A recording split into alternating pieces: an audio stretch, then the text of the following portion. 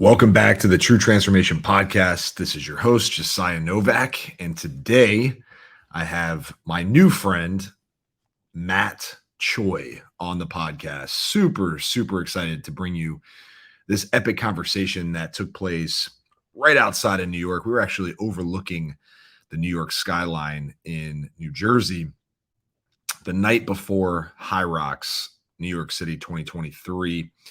Matt was kind enough to fly into New York, take some of his precious time that he would be probably spending with his family or friends, and take an Uber about an hour to podcast with me for about an hour. And our conversation, despite it potentially being all about running and how to be a great runner and how to do marathons and how to avoid running injuries and all the things that Matt has become very known for, we actually went a completely different route. We talked about what it takes from childhood to being a teenager to adulthood to become a college level athlete. So if you're a parent out there who's like, man, I want my kid to be successful in sports. Well, Matt was a Division I football player and grew up with minimal resources, minimal access to special training and practices and all those things that you see a lot of people have these days. Matt didn't have that. He had a brother. He had a drive. He had a will to succeed. And we talk about what it really took for him to reach the next level. We talk about parenting.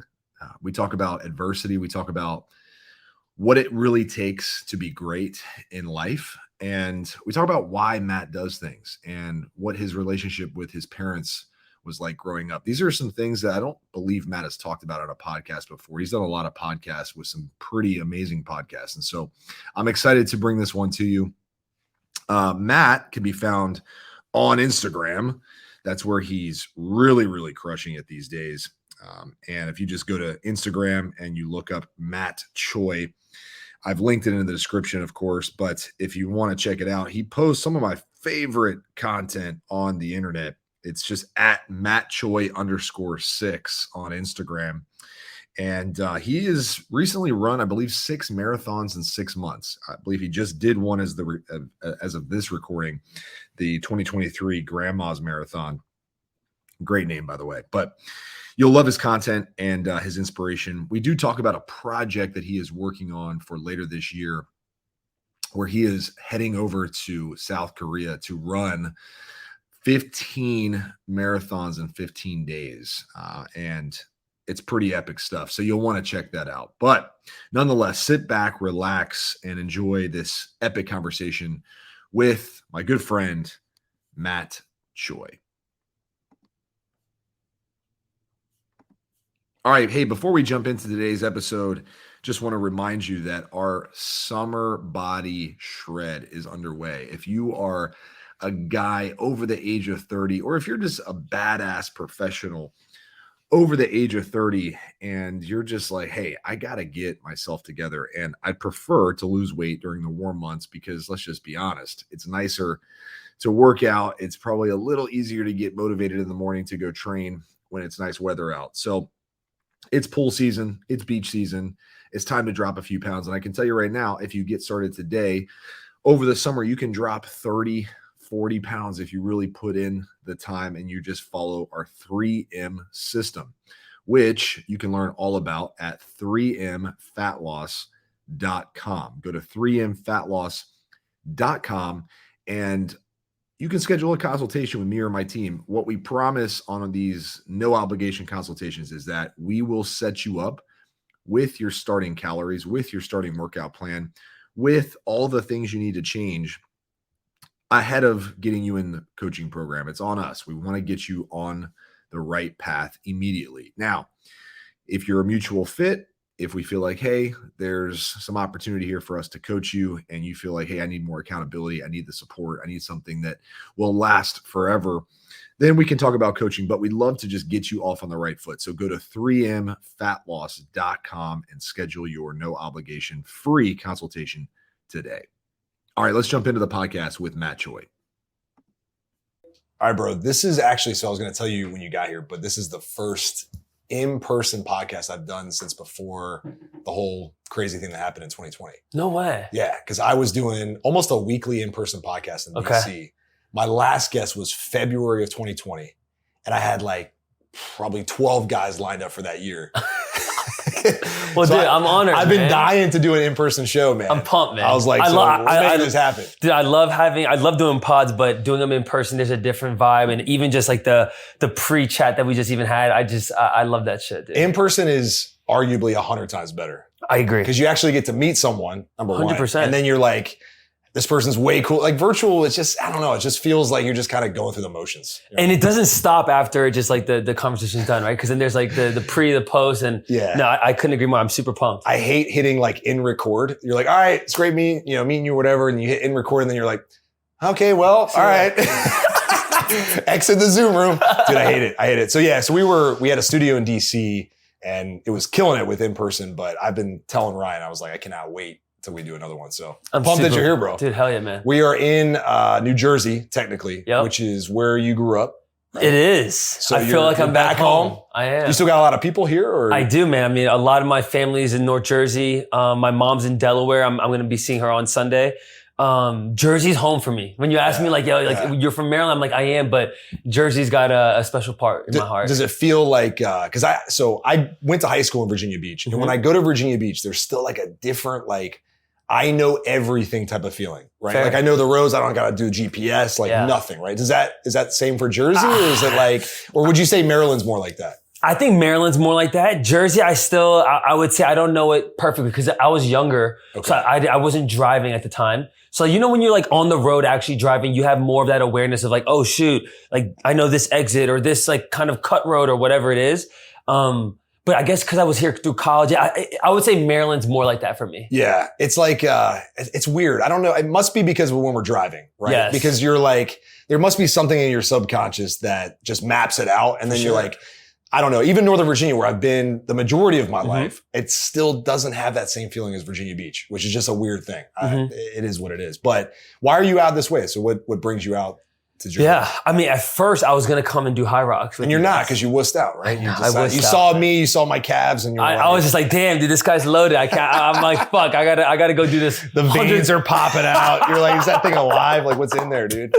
Change of plans. I have a friend of mine, that has a series called Birthday Party. Okay. Where he helps creators celebrate like a concept or a wish. How many times do you have a birthday candles and your cake right in front of you and you make a wish? How many times does that wish come into reality? Sometimes it does. Sometimes it doesn't.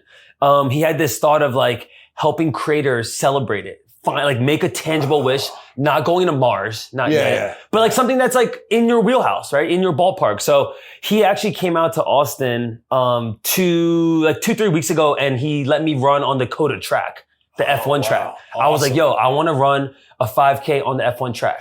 Basically, one of our other buddies, Tyler, that lives in New York, wanted to do a team ultra marathon from Montauk to Times Square. Wow. 126 miles. So there's 8 people on each team.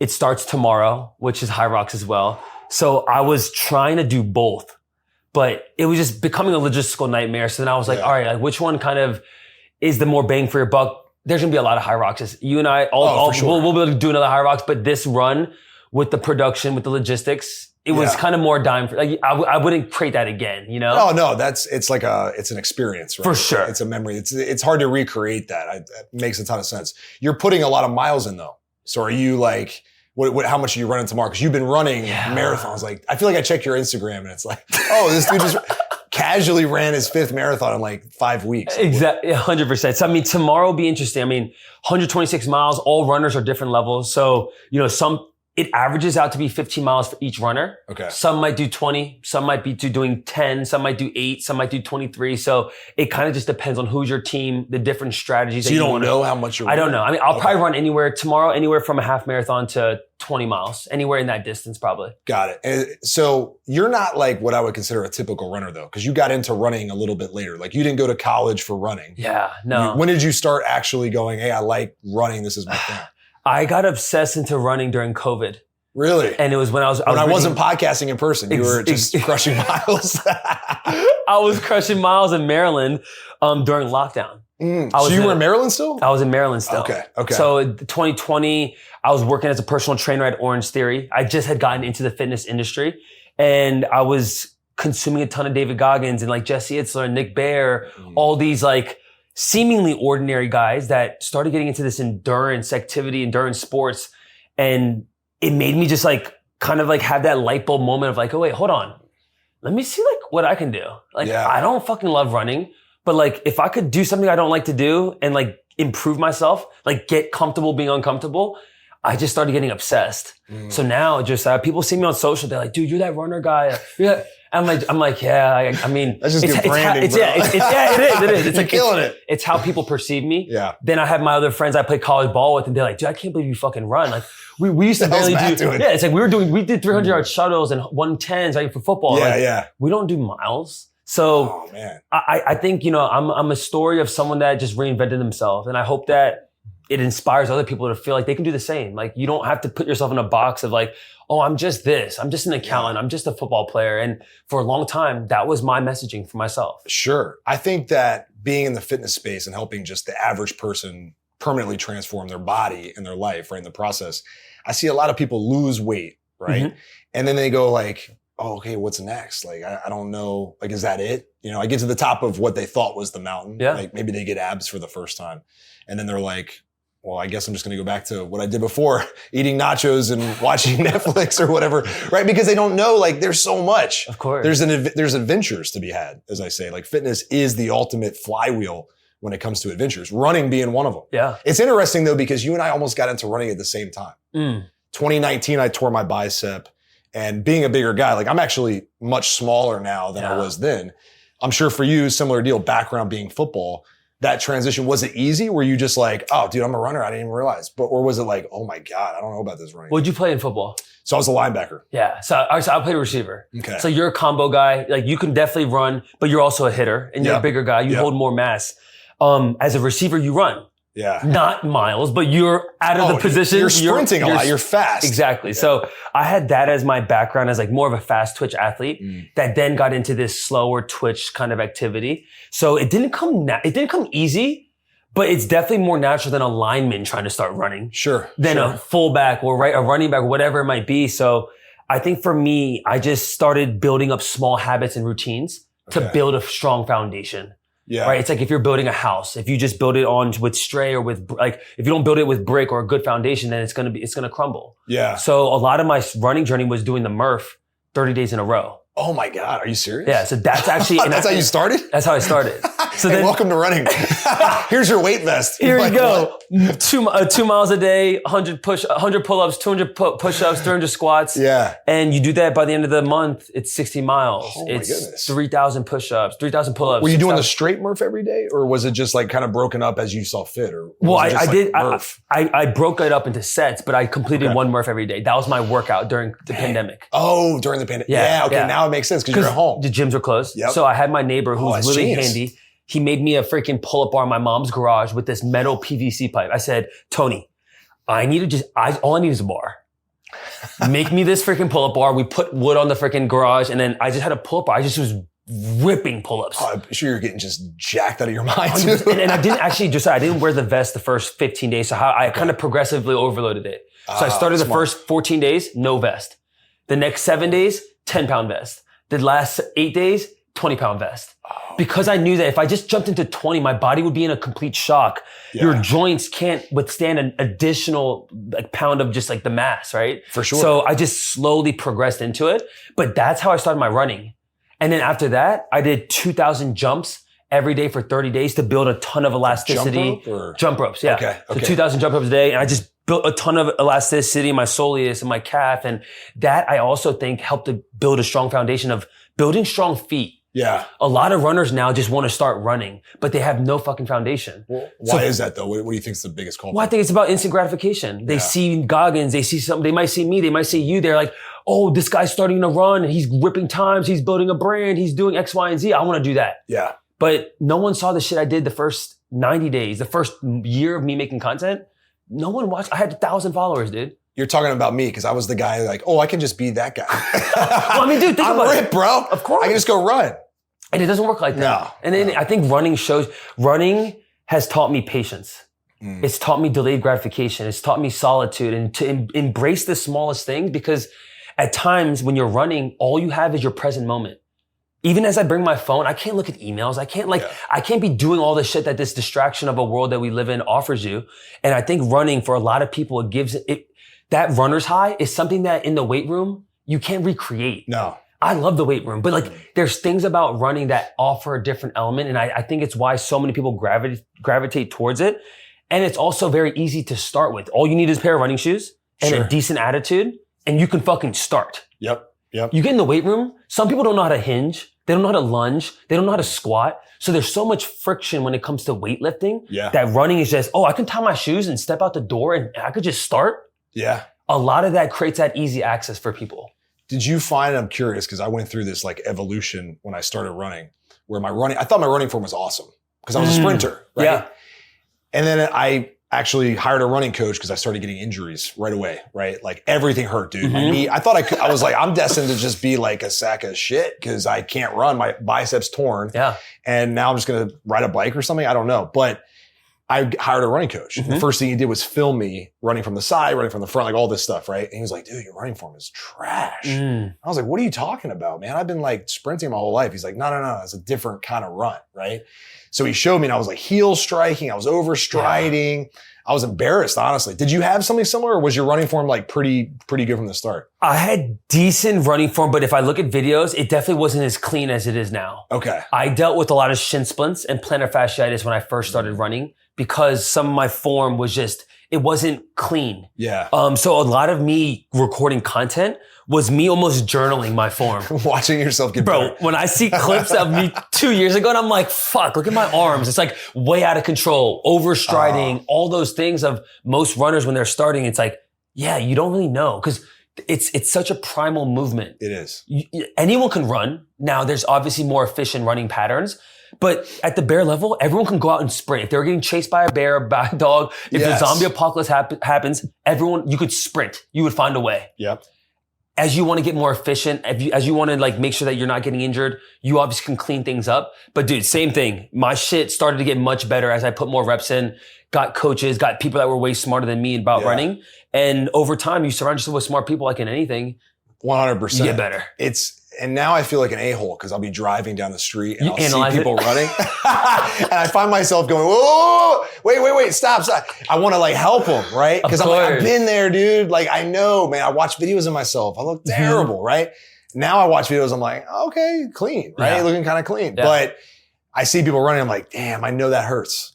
You know, you're going to get home and it's like, why do I do this to myself? But I'm like, it doesn't have to be that way. Cause that's what I hear from our clients, right? Is like, running hurts my knees, it hurts my ankles, it hurts my hips. And I'm like, I get it, right? Cause it's probably your form. You're just not efficient, right? It's a learning curve. You got to get through. To your point, when I go to marathons, and my brother now is like, part of my media team and he records all my shit. And I tell him like, dude, all you got to do is watch other people run. Some people walk with their feet supinating out, duck walking. And I'm thinking to myself, I'm like, people wonder why they get hurt after a marathon, after a half marathon. If you run like that, your body mechanics are not designed for overpronation or over supination. Yeah. You do that over X amount of steps.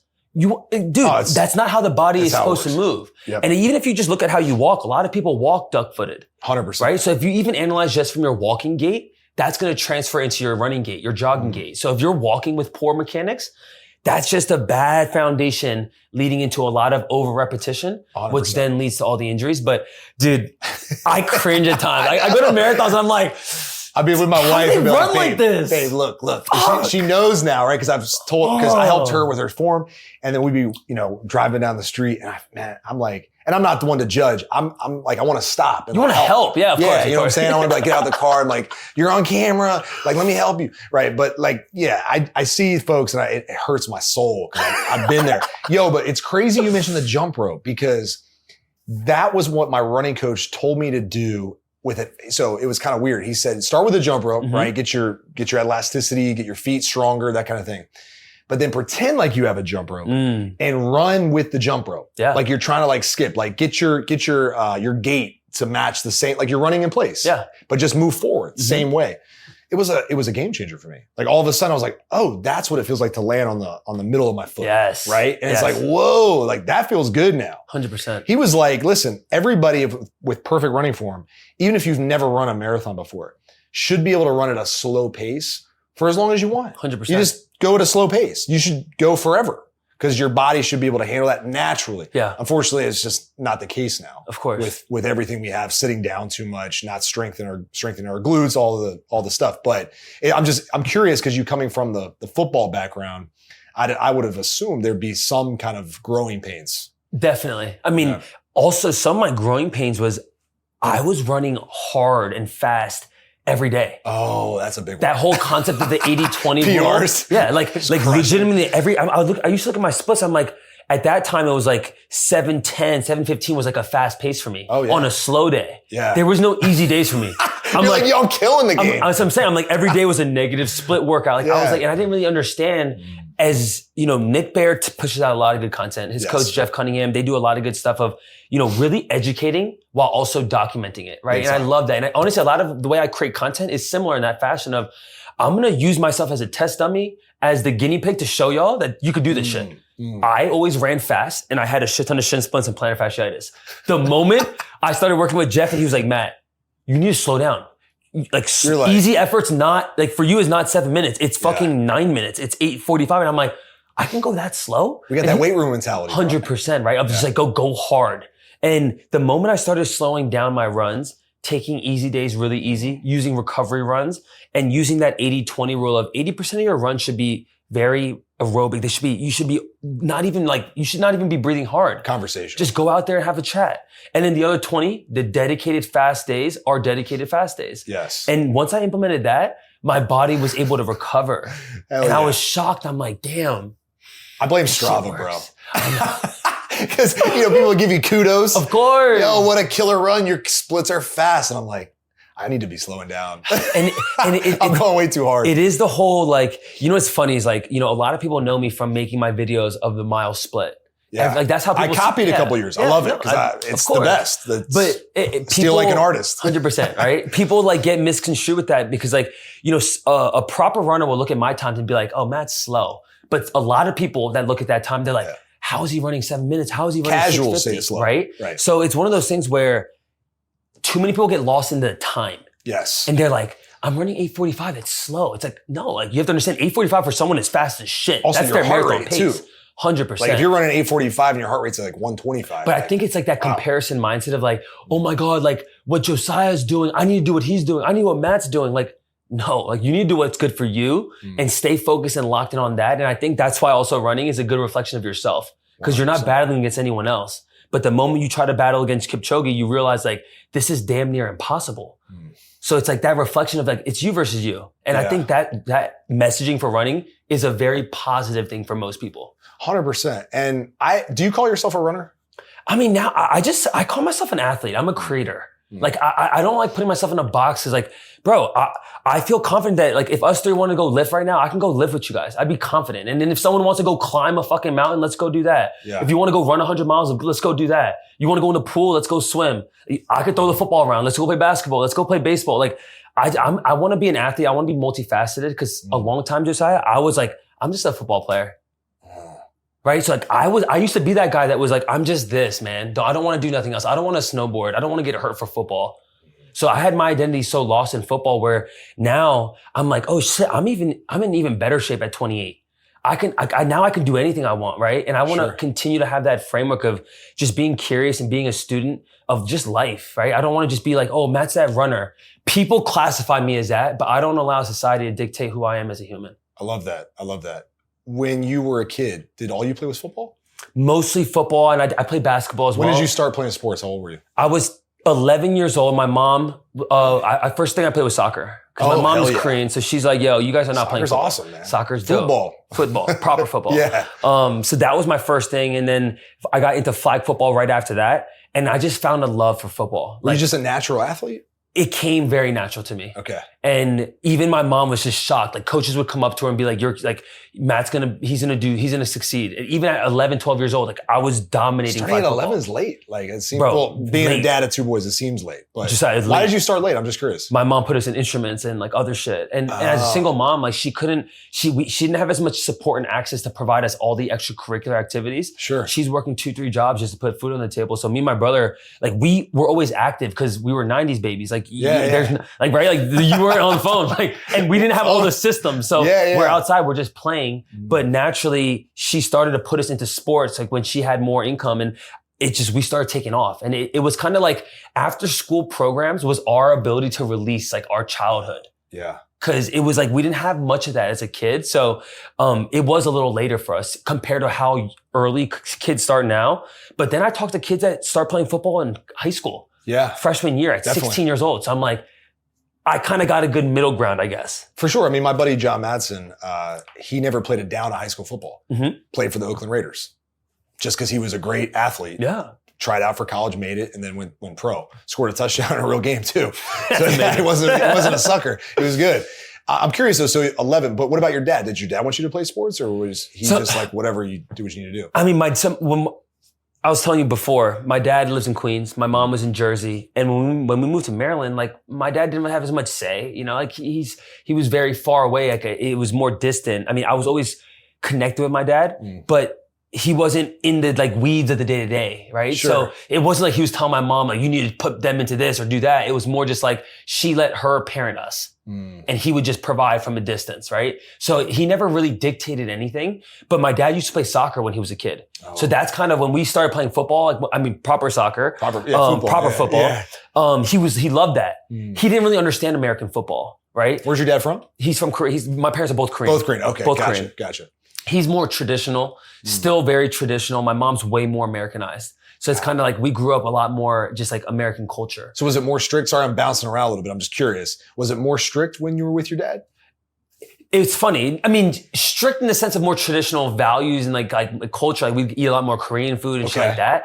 But my dad being like more of a distant like side parent, he would always like provide like, he would always like want us to feel like it's like Christmas all the time. So when I'd see my dad, we'd always go to Toys R Us. We'd always, right? Like, so he wasn't strict in the sense of like, you guys need to be like this type of a man, this type of that, right? It was more just like, he would show us through his own work ethic. Like my dad's a blue collar worker. He owns a bodega here in New York, like the classic immigrant story. Sure. So we just saw my dad hustle. We saw him like, cause it's a service business, right? You own a bodega.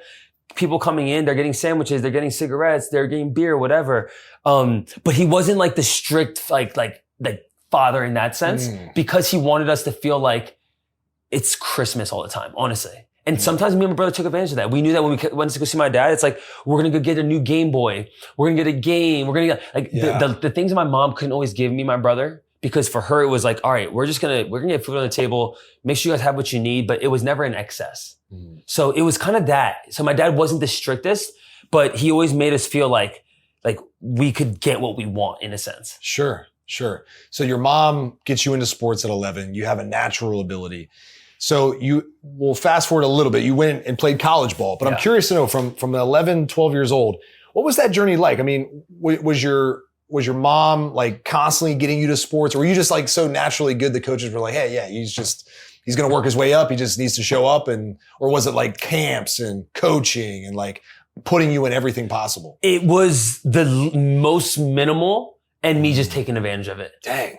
Really? Talk to me about that though, because I think a lot of parents, me included, one of my biggest fears is when you have kids who are athletes, it's almost like the comparison syndrome again. Of course. Oh, my kid's doing this camp. My kid's doing this. He's got a personal coach. Oh, he's got a personal coach who also has a personal coach.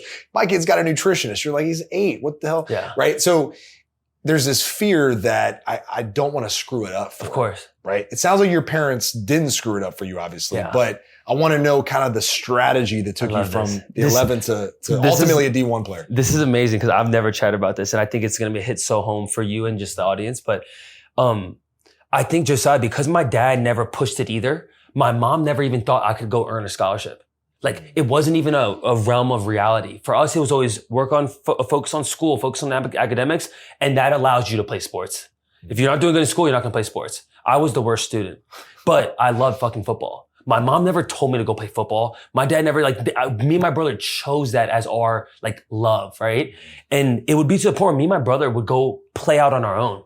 I would literally throw the football to myself and go catch it. That was me training. Your brother's younger or older? He's older than me. Oh, okay. But there would be times where me and my brother would just use each other as kind of vehicles to get better, to train together. I have a training partner. Sure. My mom had just enough to put us into the sport, not enough to get us a performance coach or an extra trainer, right? We just had always access to she would give us enough responsibility to be hey, there's a local basketball court. We would ride our bikes, go play pickup basketball. We would then set up organized flag football games with my friends, my brother's friends, and we would play a pickup game on this every Saturday in Vegas. So we used to just find our own ways to create outlets for ourselves. And the more and more me and my brother now do business and we reflect on our childhood, I'm almost living out my childhood as an adult. Being an athlete, filming and documenting what I do. Literally, people, if they saw what I did at 10 years old, 12 years old, 14 years old at that time, to then be able to 14 years later, see what I do now, it's literally the same thing. Almost being that kid still, right? Sure. And my mom didn't have the access to do all the things of put us with the best coaches. So me and my brother found as many opportunities, just create it ourselves. You go play pickup basketball against 5, 8-year older people than you, Sure. people that are older than you, naturally you'll build grit. Yeah. Naturally, you're going to go against people that are tougher, more physical, X, Y, and Z. And that was almost our training grounds. Sure. It was yo, get thrown in the fire. Get your shot blocked because you're a young bull. Yeah. And that's how you learn. Yeah. By trial, by fire. So that was a lot of our childhood. And even throughout high school, the first time I got a performance coach was when I earned a college scholarship.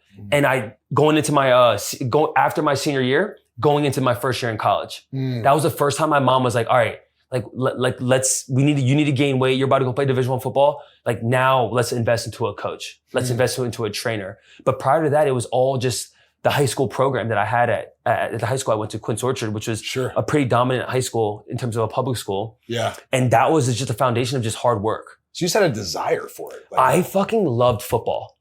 And I would have done anything. I would have ran through a brick wall to make sure that I had an opportunity to play. So my mom never had to put a carrot in front of us. Right. No Xbox. And a lot of parents do that shit now. Dude, I wanted to go play. I wanted to go practice. So that I think is a different element nowadays where, to your point, right? Maybe even some of your fear for your kids that have talent, it's almost you don't want to fuck it up. You don't want them to lose the love of the game. Yeah. I never lost the love. It was always there. So my mom was more just controlling that love, making sure that I'm doing good in school. Yeah. Make sure you stay out of trouble. Exactly. And making sure I'm doing good things off of the field, because there was no question on the field, I was going to do whatever it took to earn this college scholarship. Sure. What did it take to earn it though? If you had to box that up and tell a young kid, hey, this is what it takes to earn, because you went to D1 football. Yeah. I mean, I played college sports. That's not easy to do, right?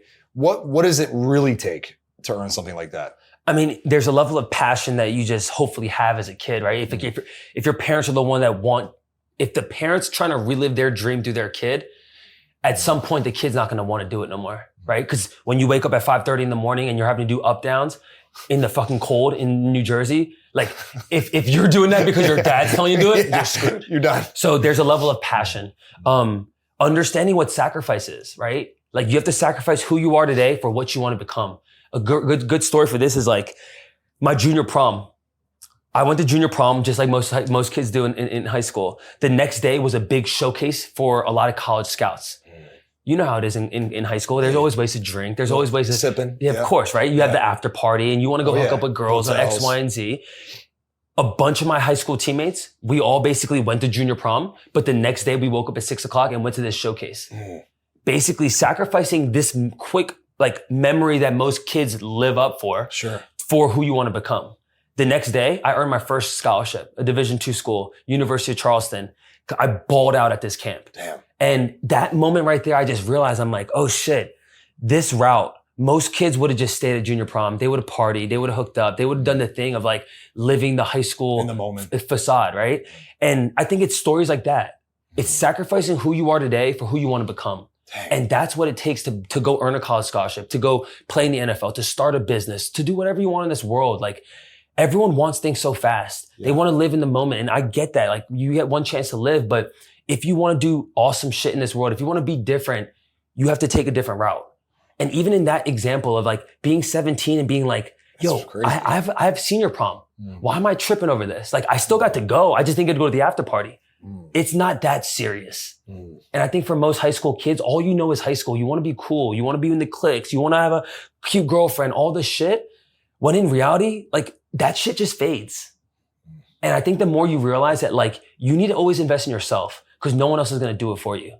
And if you don't do that, then at some point, like people might believe in you, but if you don't believe in yourself, your plateau will happen very soon. And then you're going to be like, I'm just living in the glory days. I know so many guys that still talk about high school. I'm like, bro, what are you doing now? Like, what the fuck are you working for now? What's your goal for the end of the year?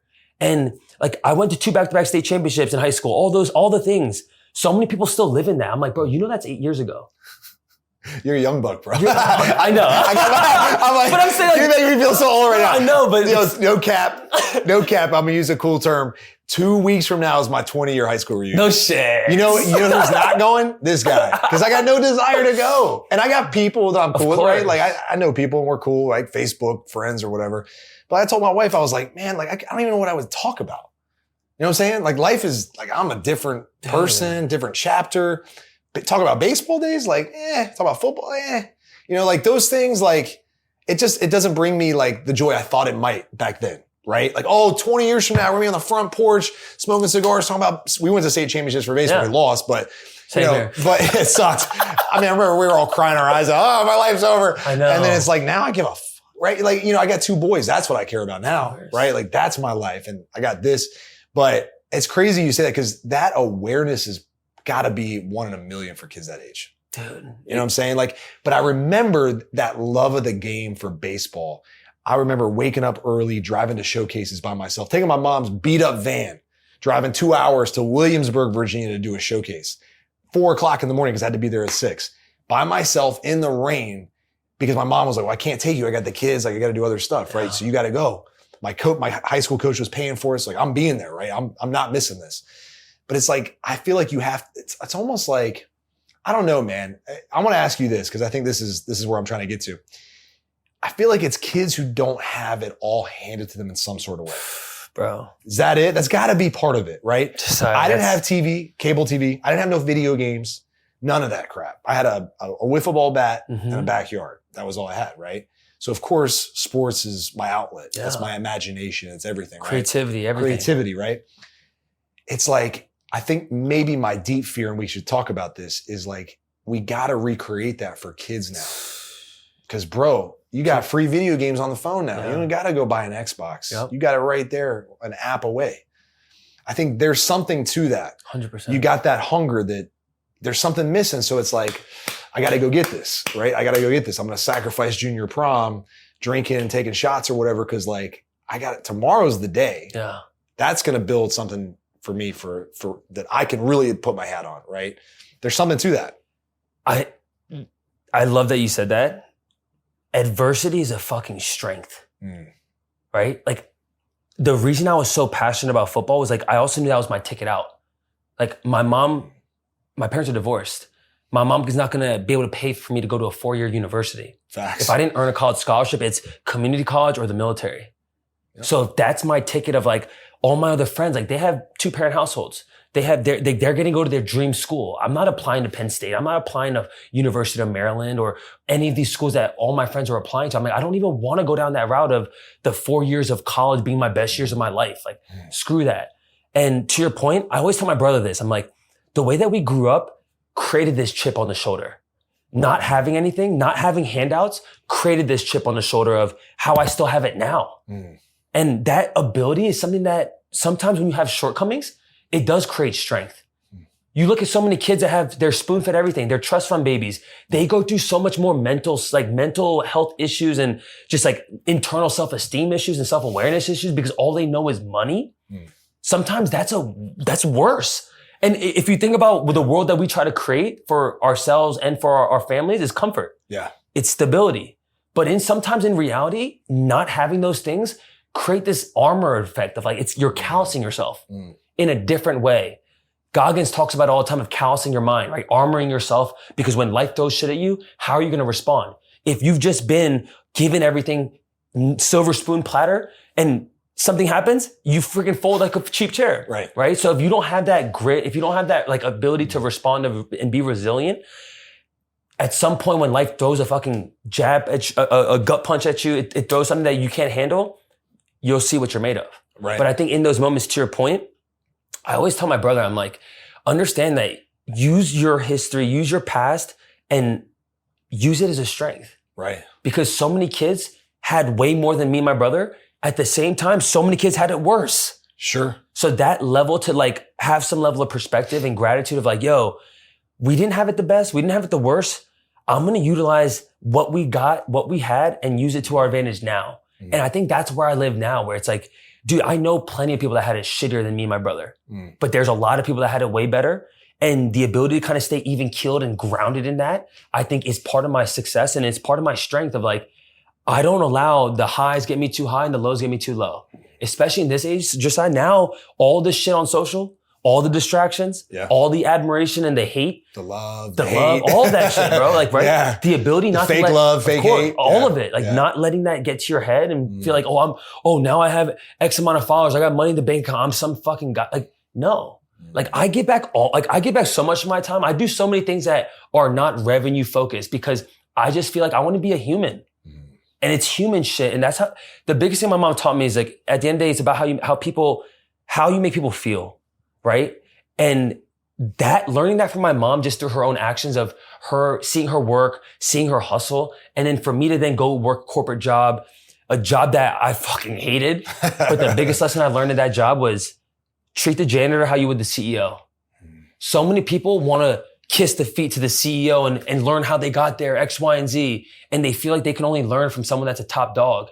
You can learn from someone that's homeless. You can learn someone that's cleaning up after yourself. Like that sometimes the lowest person on the totem pole, you can learn more from that person than the fucking CEO. And I think so many times in this society, everyone's like, I need to get into Cuban's circle. I need to get into these people's circle.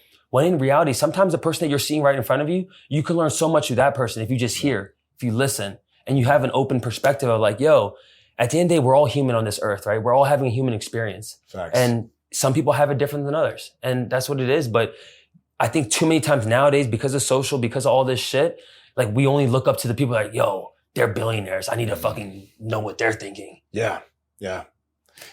We got so much in common. It's crazy. I mean, dude, I'm telling you, dude. This is awesome. I've talked about shit I've never talked about. You're bringing me back because how old are you? I'm 28. Man, yeah, you're wise past your years, of course, but like I'm 10 years older than you, but I did the math when you said the 20 years. Yeah. It's my 10-year high school reunion. Oh yeah, it's your 10 year. You probably felt old for a second, but now you're like, I'm not that old. Your choices coming out of school were exactly the same as mine. It was, in fact, my father was like, you're going to the military. School, college, what? No, go for free. Go to the military and then go to college later. I was like, but baseball. I can't go play baseball when I'm 26. Yeah. I'm going to waste my prime years. And I knew my parents couldn't pay for school. They got 6 kids. My mom was a stay-at-home mom, and then they got divorced. She worked odd-end jobs. My dad's military, didn't make a lot of money. Yeah. So it's like, you realize even then, it's like, this is how I'm getting out of here into the next chapter, or at least this is how I'm going to make something out of my life and not be a liability or whatever.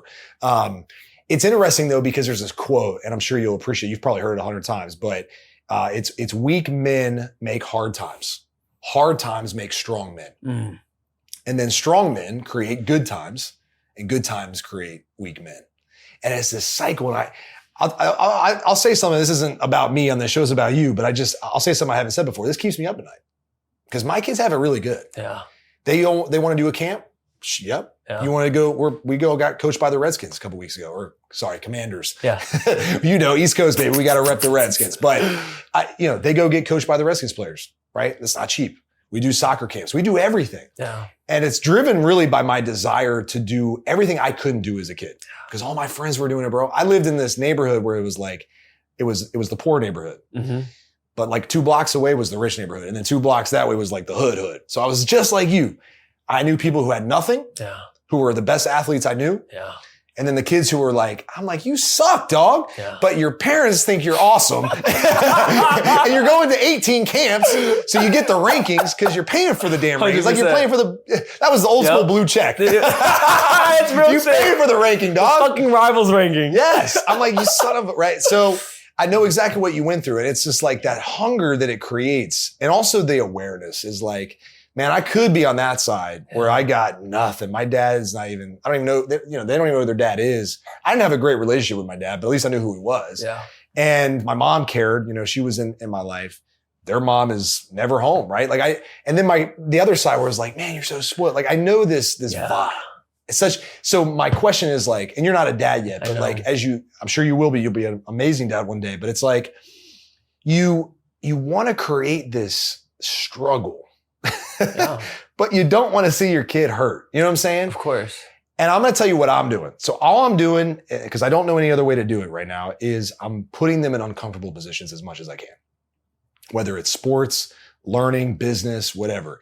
And I'm just trying to create a situation where they don't know what the hell they're going to do. Yeah. Right? And I'm like, figure it out. And I'll be there. They know I'm kind of there. But like, we're going to go do stuff that sucks. I put my kid in a Spartan race. I'm like, you're doing a Spartan. Yeah. Because it sucks. but I'm also paying for a Spartan at 8 years old. So it's like, it's pretty awesome at the same time. Yeah. Right? So it's like, how do we, and it's like this weird twist of fate where it's like, all you wanted was to get this amazing life. And now all you want for your kid is to struggle a little bit so that they have an amazing life. It's so hard to do, bro.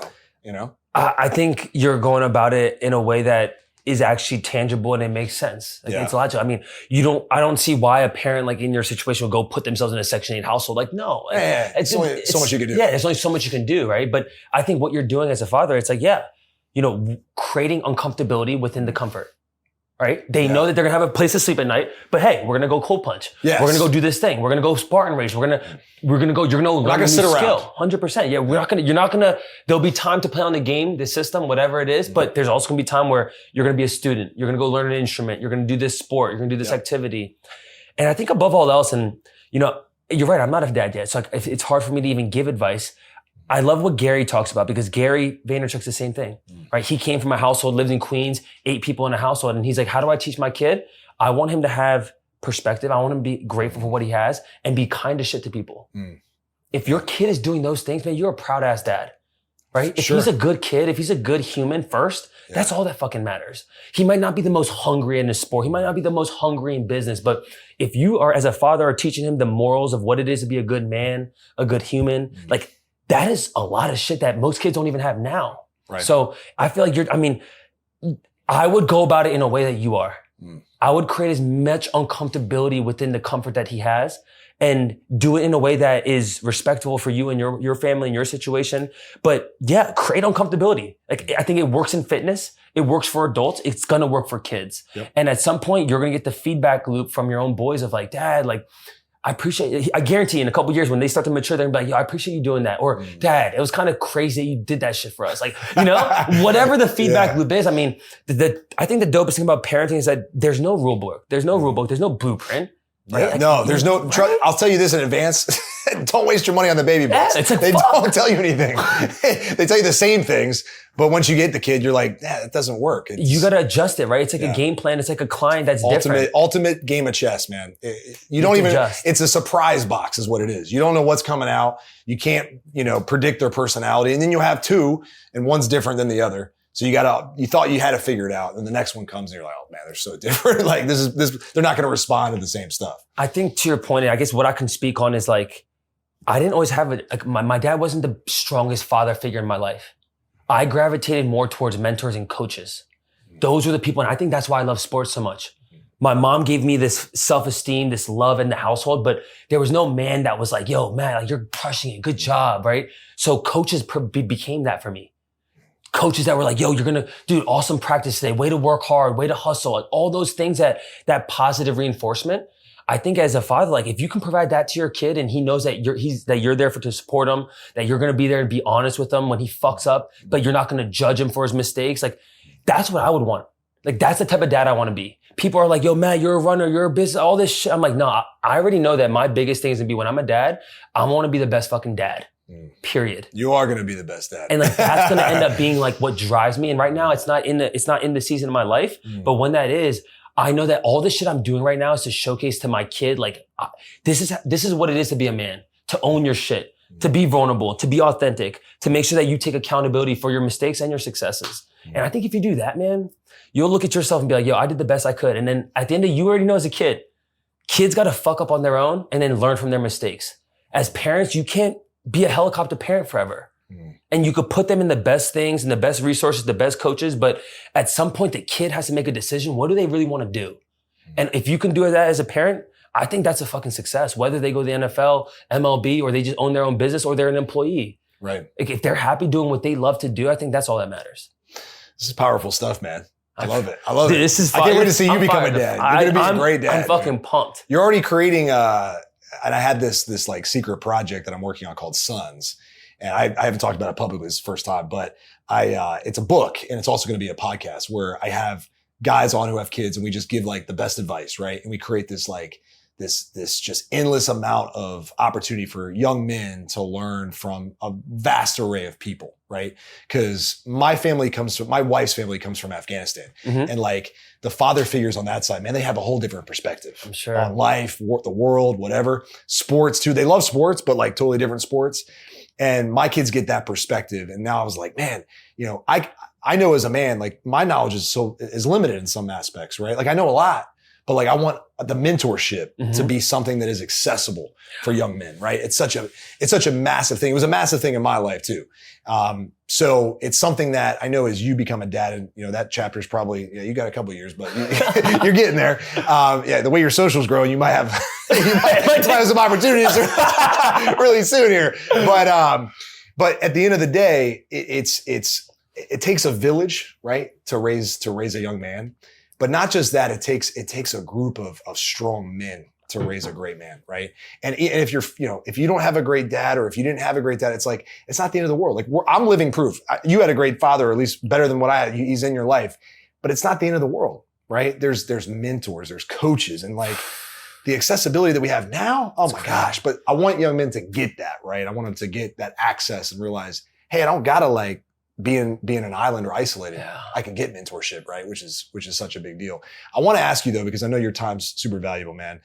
You're doing something crazy. I don't know if you can talk about it too much, but you're running all these damn marathons, right? So I'm running my first marathon in November. We didn't even talk about marathon running. I know. Fuck, dude. But it's all good. It's all good. It's even better, honestly. Follow your social. I'm sure you learn a lot. People they could hear marathons all the time. Yeah, but you are doing something awesome. So what are you doing in November? I want to just talk about it a little bit and we can kind of go from there.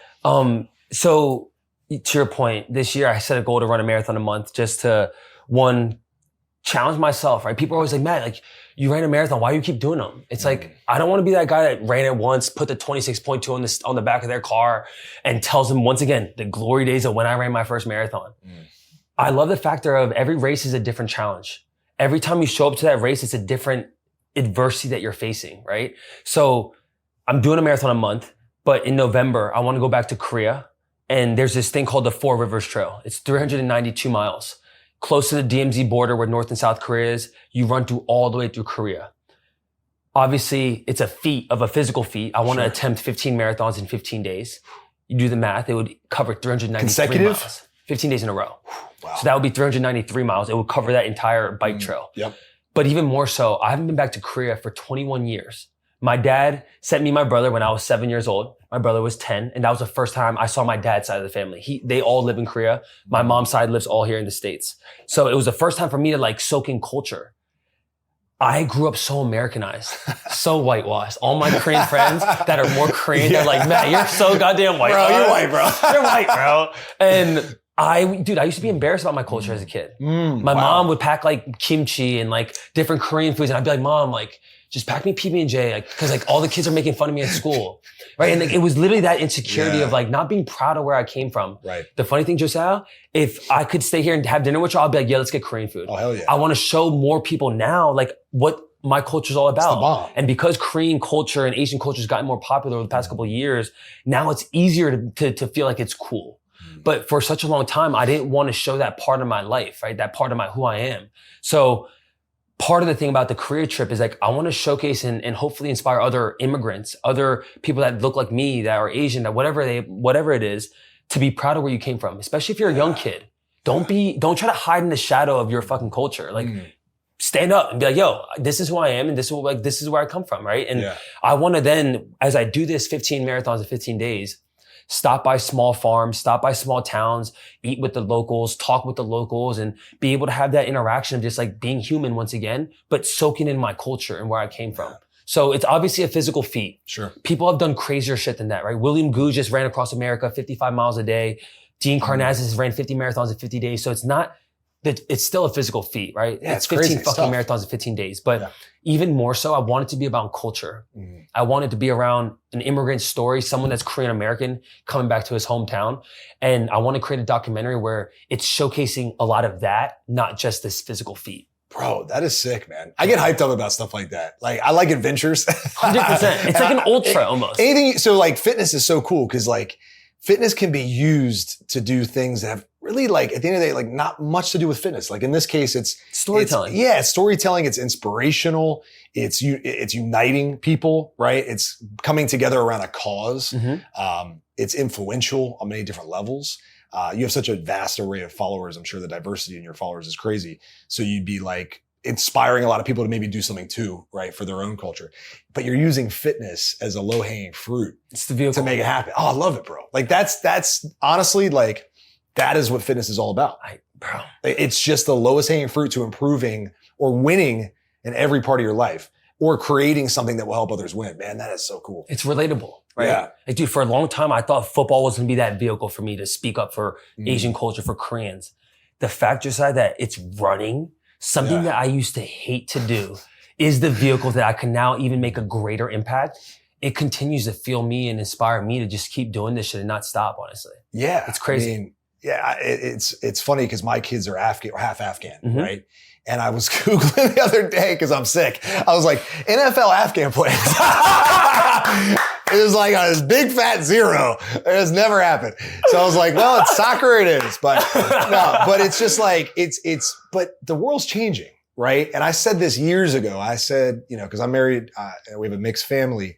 And I said, pretty soon when my kids are older, maybe even sooner than that, we're going to have such a melting pot, right? Not just here in the States, but like everywhere, right? And it's going to be cool to see what happens because there's going to be a lot of things and barriers broken, right? 100%. And I'm the last person to get into like, politics, but it's like, there's so many opportunities. I get excited about it, right? Like I don't get in like this weird, like, funky, weird state that some people get in when they talk about stuff. I'm like, there's a lot of cool things that are going to happen for a lot of different types of people. 100%. Not just, white, black or whatever, but like Afghan Americans, like those kids, man, there's some great Afghan athletes that just maybe have never got a chance. I'm sure you could say the same thing for your culture. It's like, you break down some of those preconceived or, misconceptions or whatever. And all of a sudden it's like when someone broke the 5-minute mile, 100%. It's like, it can never be done. One person does it, 50 people do it. You know what I'm saying?